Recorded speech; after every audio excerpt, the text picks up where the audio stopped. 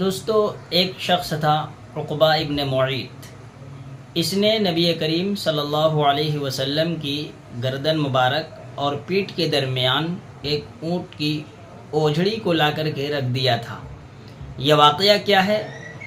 میں آپ کو بتاؤں کہ ایک مرتبہ نبی کریم صلی اللہ علیہ وسلم خانہ کعبہ کے اندر نماز پڑھنے کے لیے آئے۔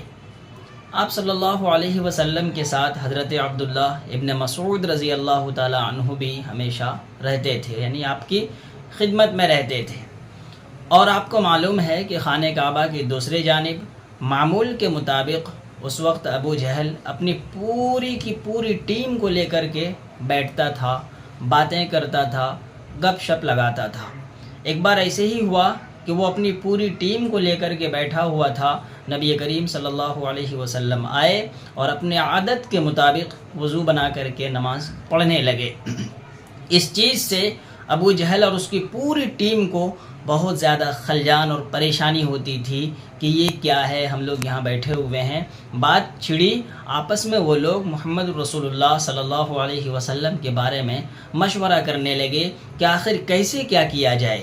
تو اس میں سے ایک شخص جو عقبہ ابن معیط تھا، اس نے بات آپس میں ہوئی، اس نے کہا کہ ہم کچھ کرتے ہیں ان کے بارے میں۔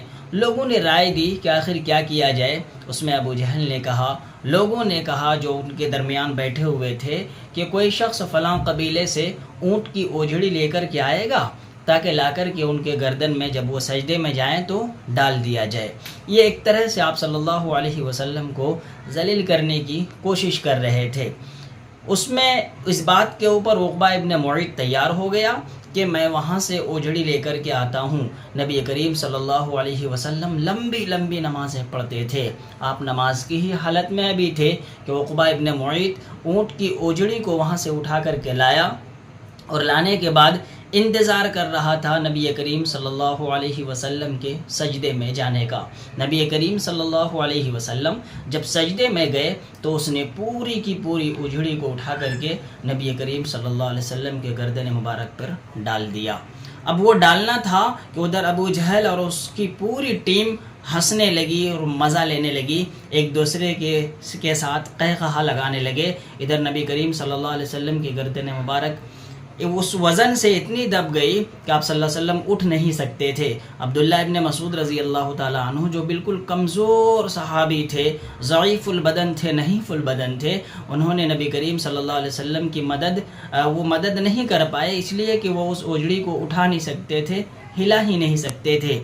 یہ واقعہ جب آپ صلی اللہ علیہ وسلم کی پیاری بیٹی حضرت فاطمہ رضی اللہ تعالی عنہا نے دیکھا تو ان سے برداشت نہیں ہوا، وہ دوڑتی ہوئی بھی آئیں اور انہوں نے آ کر کے اس اوجھڑی کو آپ کے گردن سے ہٹایا۔ انہوں نے ابو جہل کو اور اس کی پوری ٹیم کو برا بھلا بھی کہا۔ اس کے بعد نبی کریم صلی اللہ علیہ وسلم نے ان سبوں کا نام لے کر کے بد دعائیں کی۔ پھر ہوا کیا کہ بدر کے میدان کے اندر وہ تمام کے تمام مارے گئے۔ ابو جہل بھی مارا گیا، اس کی پوری ٹیم کے لوگ جتنے تھے سب مارے گئے۔ اس میں ایک شخص تھا امیہ ابن خلف یا ابی ابن خلف۔ یہ شخص اتنا لحیم شحیم اور اتنی زیادہ جسامت والا تھا کہ اس کو لوگ اٹھا کر کے کنویں میں تو نہیں ڈال سکے، لیکن جب صحابہ کرام اس کو کھینچنے لگے تو پھر اس کے بدن کا ہر پارٹ بالکل الگ الگ ہو گیا۔ یہ نبی کریم صلی اللہ علیہ وسلم نے ان کے اوپر بد دعائیں کی تھی، جس کا اثر یہ ہوا کہ بدر کے میدان میں یہ تمام کے تمام مارے گئے۔ دوستو، یہی ہوا ہے کہ جس نے بھی نبی کریم صلی اللہ علیہ وسلم کے اوپر کیچڑ اچھالنے کی کوشش کی ہے، ان کے ساتھ یہی حشر ہوا ہے۔